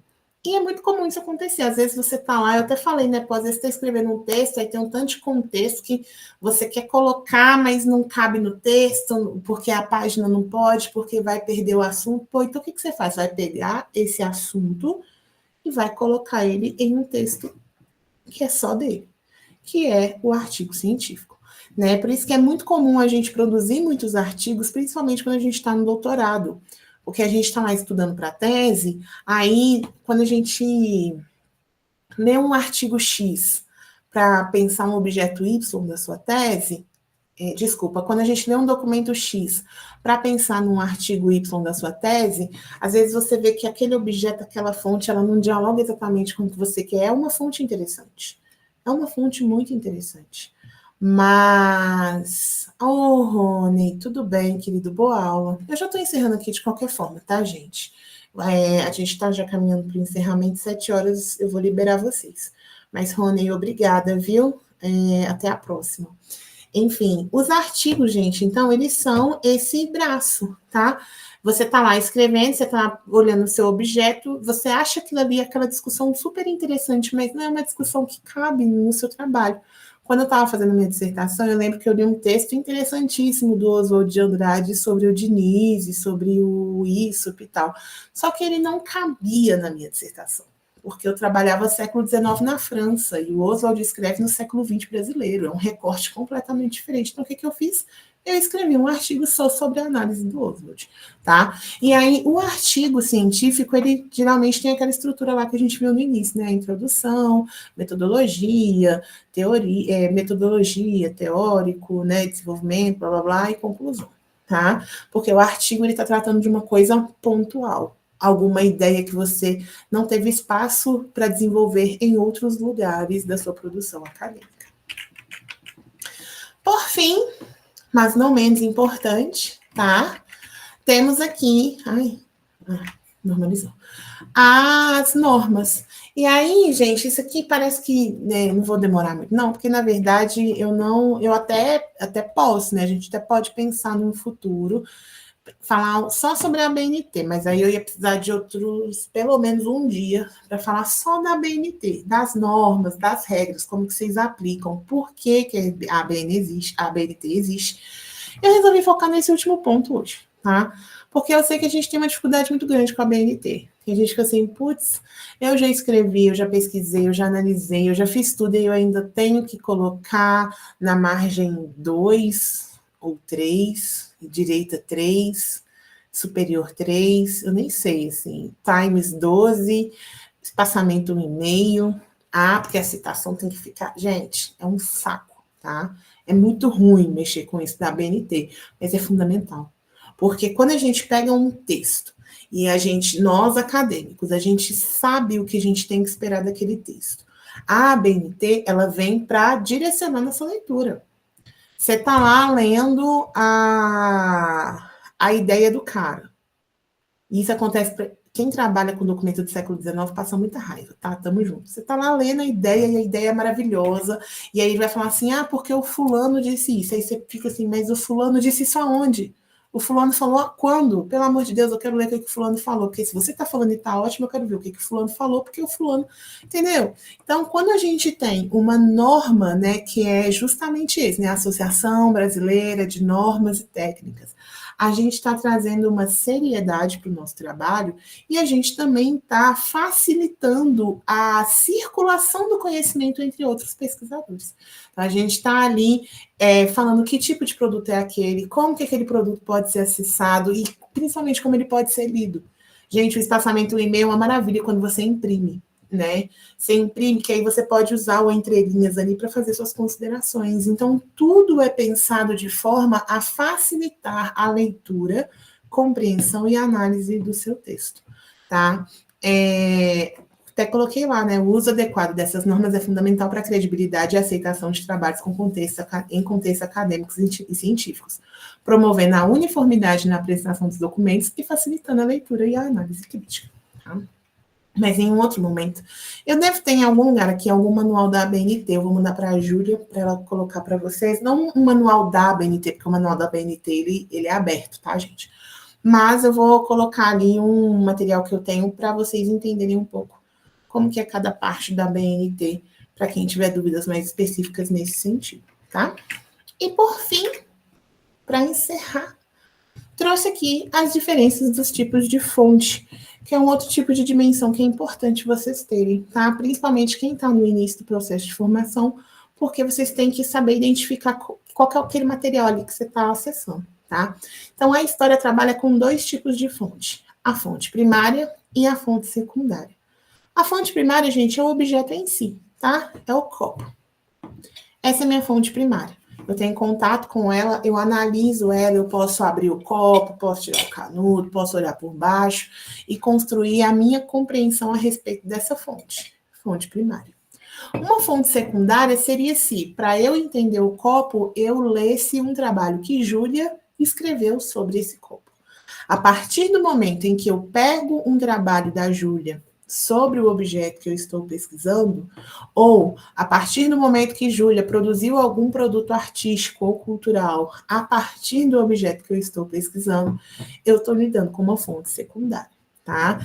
E aí, gente, isso é importante porque, a depender da fonte primária, o seu trabalho ele muda ou não. Principalmente a galera que trabalha com literatura, linguagem original, né? A linguagem propriamente dita, as traduções se perdem muito, quando a gente tem uma leitura equivocada, a gente tem que tomar cuidado com as fontes secundárias, tá? Fontes secundárias podem ser fontes primárias, às vezes você está analisando aquele autor específico, né? Pô, a minha preocupação não é o copo, mas é a forma como a Júlia enxergou esse copo. Aí o texto da Júlia passa a ser uma fonte primária.